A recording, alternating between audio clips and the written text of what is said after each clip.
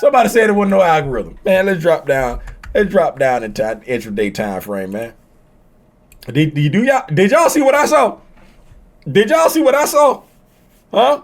Now that we on the intraday time frame, all right? Now that we on the intraday time frame, can somebody please explain to me what that PD array is right there at a quadrant level, right? What that PD array is right there at a quadrant level. What that PD array is right there at a quadrant level. What that PD array right there is at a quadrant level. Look, even here, what that PD array is right there at a quadrant level. What that PD array is right there at a quadrant level. Oh my goodness. Oh my goodness. Man, I can't make this stuff up. I can't make this stuff up. All I did was map out the range and show you the range that we was in.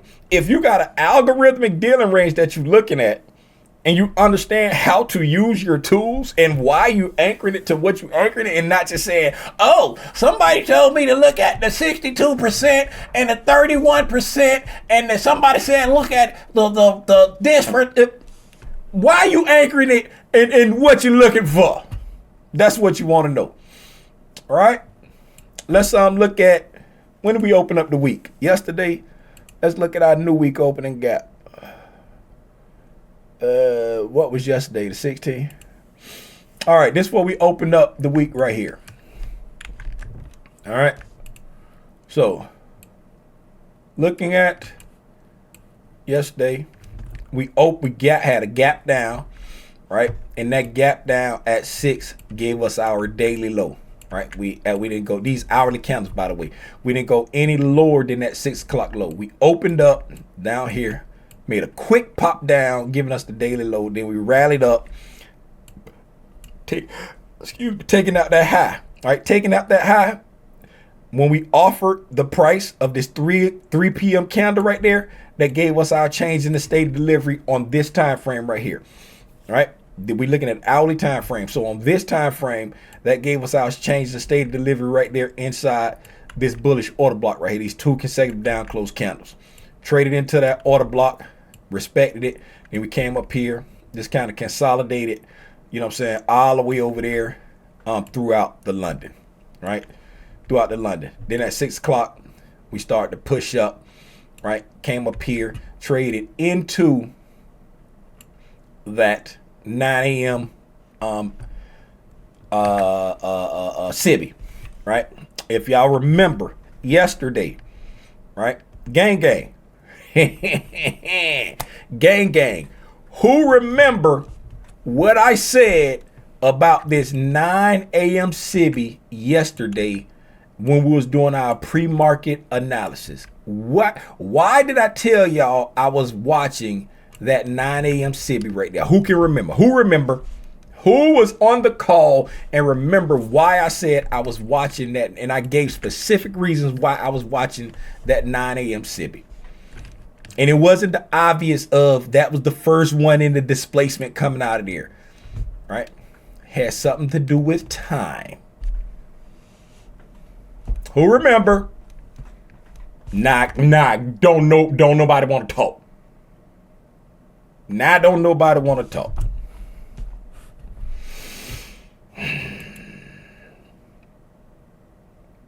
Y'all done hurt my feelings. There you go, Tish.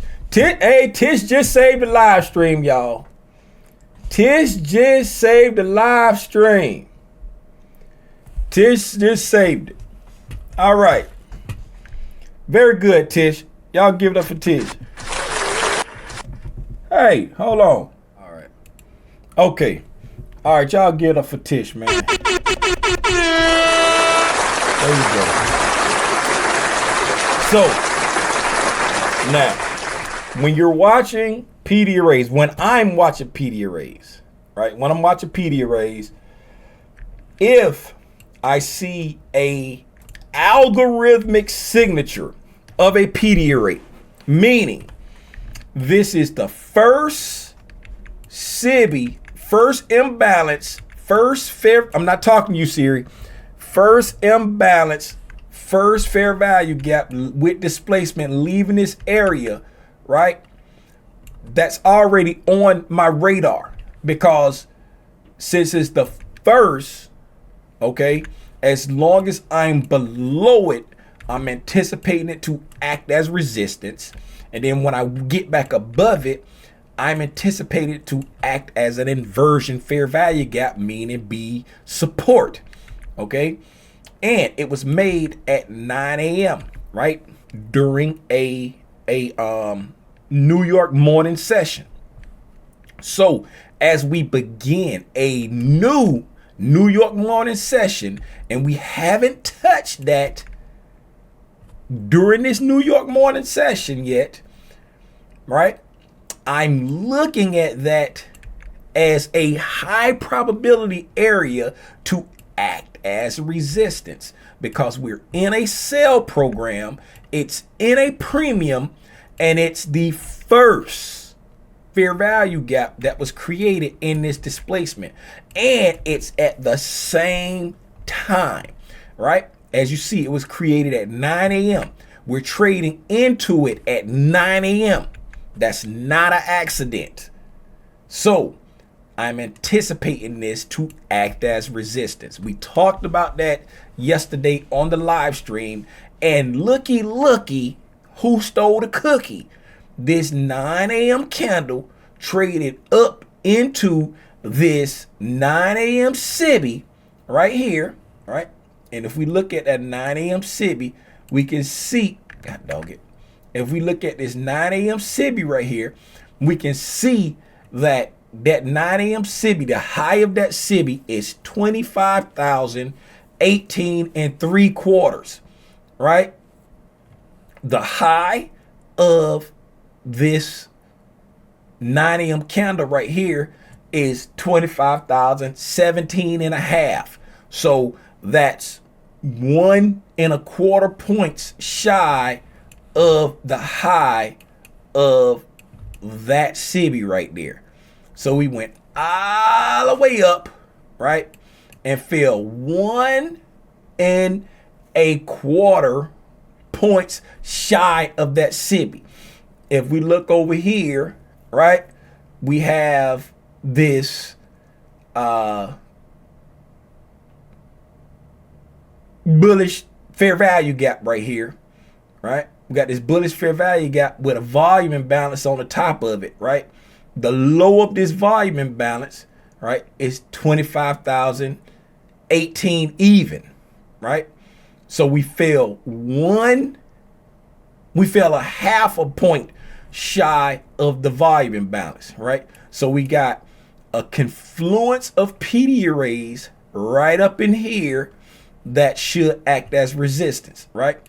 Our complete fair value gap is there, right? Our complete inefficiency is here, right? Our volume imbalance is there.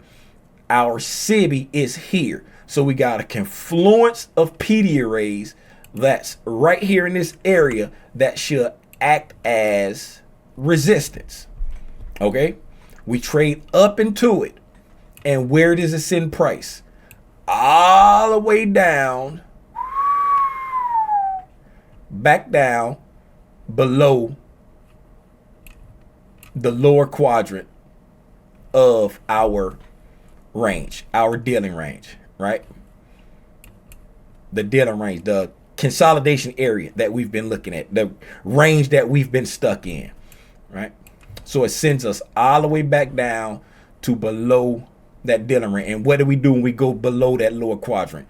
We swept out the low hanging fruit, right? Meaning we expanded down and retraced back up, swept the low hanging fruit, and then we came over here and swept the sell side liquidity that was resting over here below this December 9th 9 a.m. candle, right?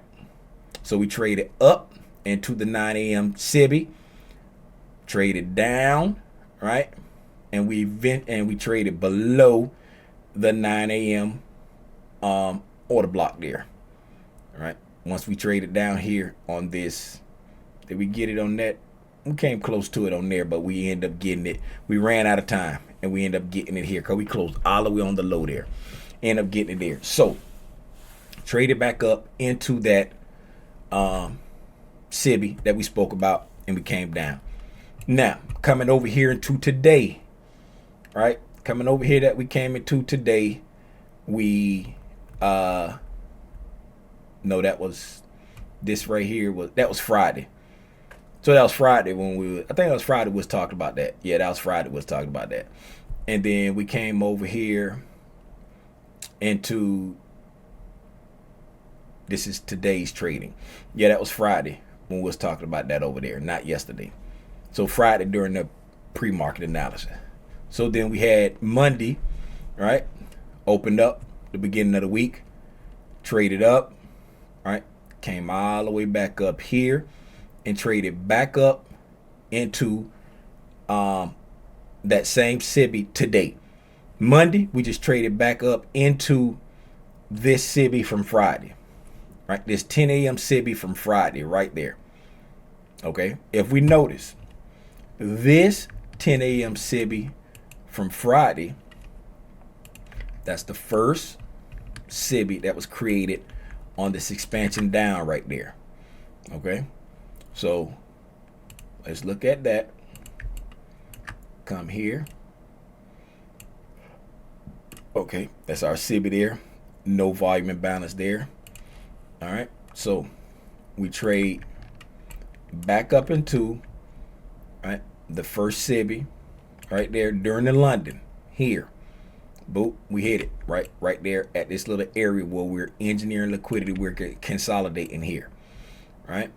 And we drop down there, right? Make the London low here. Then at 6, we displace up and we close above consequent encroachment, right? Then on the 7 o'clock hour, we move up and we close above that SIBI.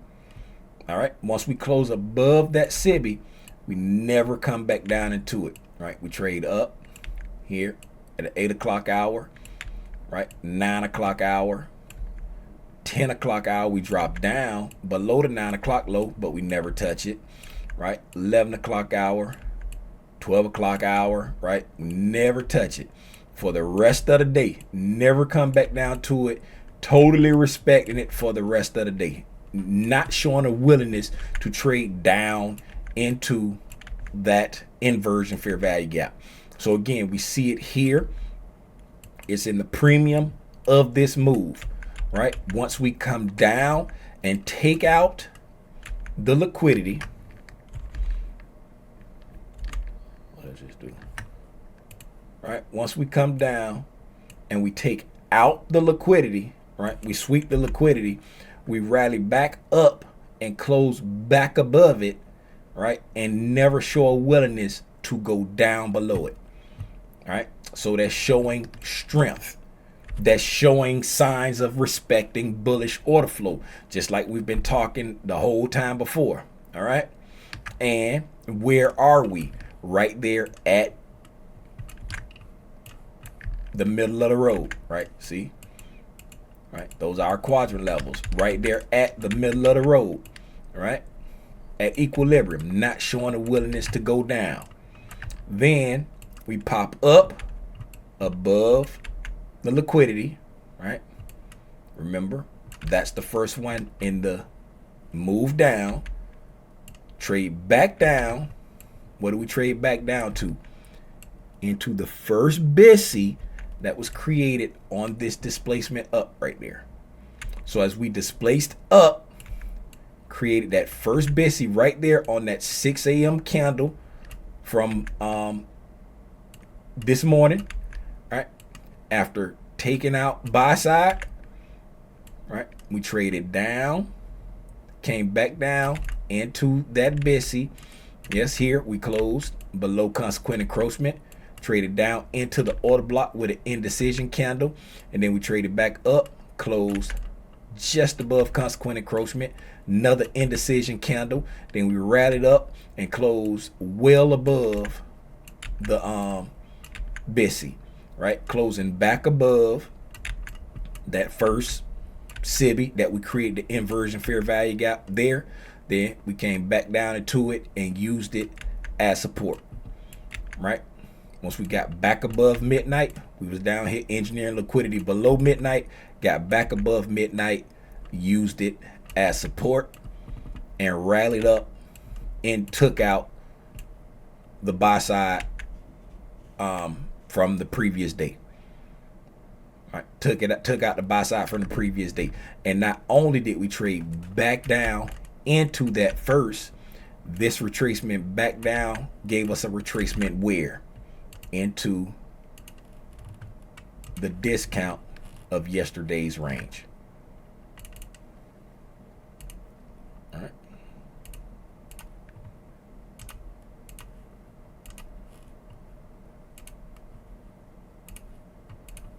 Into the discount of yesterday's range. There's the lowest low and the highest high of yesterday. So that pullback came into a discount into the order block, and we rallied back up and took out the buy side again, showing a respect for bullish order flow in the midst of this overall downtrend, bearish order flow, whatever you want to call it. But we're working inside the confines of our range, our defined consolidation, right? But we're looking at it as our dealing range because we've been confined in this consolidation for a really long time. So this is our dealing range that we're working in, and we're using our knowledge of the magical Fibonacci tool to show us areas of high probability trade setups. And what do y'all notice about when prices coming down and prices going up? Did y'all notice that the down moves start at the quadrants and the up moves start at the quadrants, right? Even here, even inside this range of the day, that's a quadrant level of this right here, right? All the moves, there's a fair value gap at that quadrant. All the moves are happening at these bus stops. You might want to get on the double Dutch bus. Y'all trying to smooth bars for the algorithm, man. Y'all do me a favor. Y'all don't do. Hit a like for the algorithm. And if you ain't subscribed to the channel, please subscribe. RG Cutter said, what indicator is that? You must be new here. We don't use any indicators. We don't use any indicator. This ain't nothing but a magical Fibonacci tool. For those who don't know what a magical Fibonacci tool is, it's just they call it a Fibonacci retracement tool.